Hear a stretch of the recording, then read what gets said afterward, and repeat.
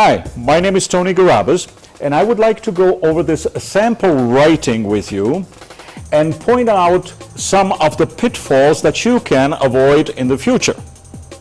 For example, at a first glance we can see that this paragraph is extremely long.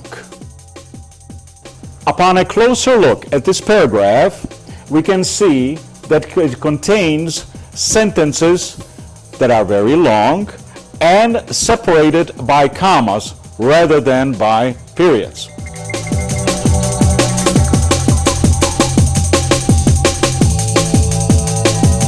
In this example, we're going to take a look at redundant phrases and repetitions. And here I have made substitutions for these redundancies or summarized the phrases into short, to-the-point phrases or words. In this example, we're going to take a look at punctuation and how to separate different clauses in a sentence by commas.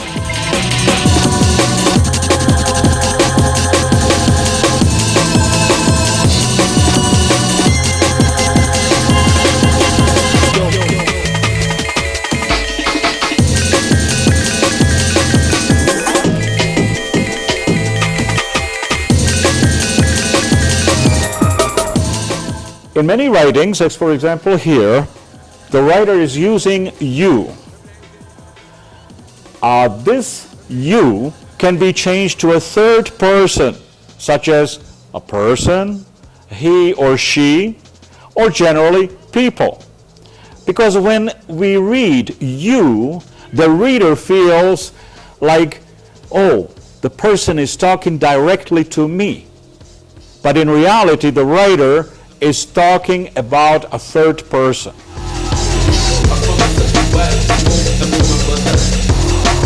Another typical pitfall is the beginning of a sentence or a paragraph.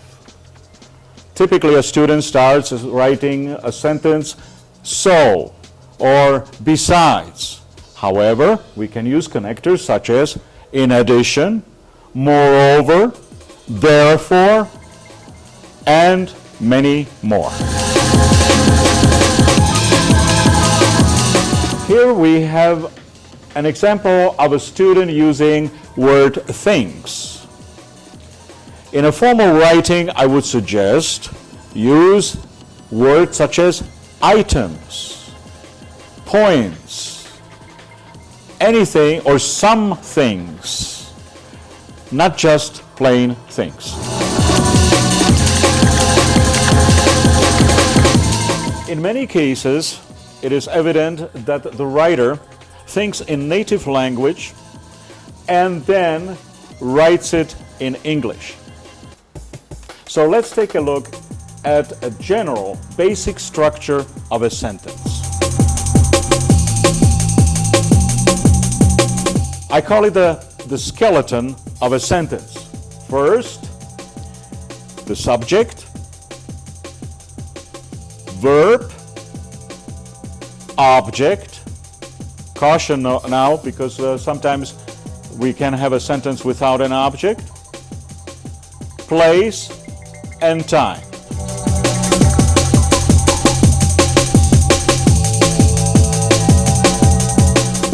Generally, a paragraph should have the structure as follows. Each paragraph should have a topic sentence supported by 2 or 3 supporting sentences. So much for the structure of the paragraph.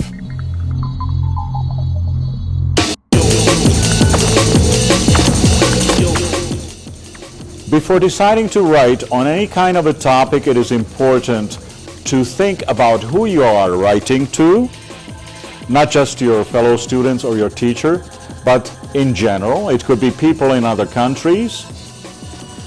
And research some articles on a given topic that you are planning to write about, so you become familiar with the new words and phrases that you can use in your writing.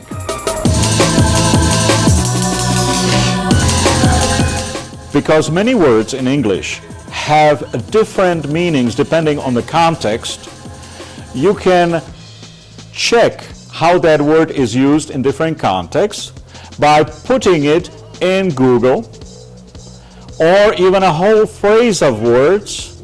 You can put them between two double quotes and see in what context those phrases or words appear in Google in different articles. For example, the phrase "make my homework." Okay, we can double check it in Google, put it in double quotes, and see what kind of hits or responses we get. We change the word "make" to "do." I do my homework. And let's take a look at the results in Google.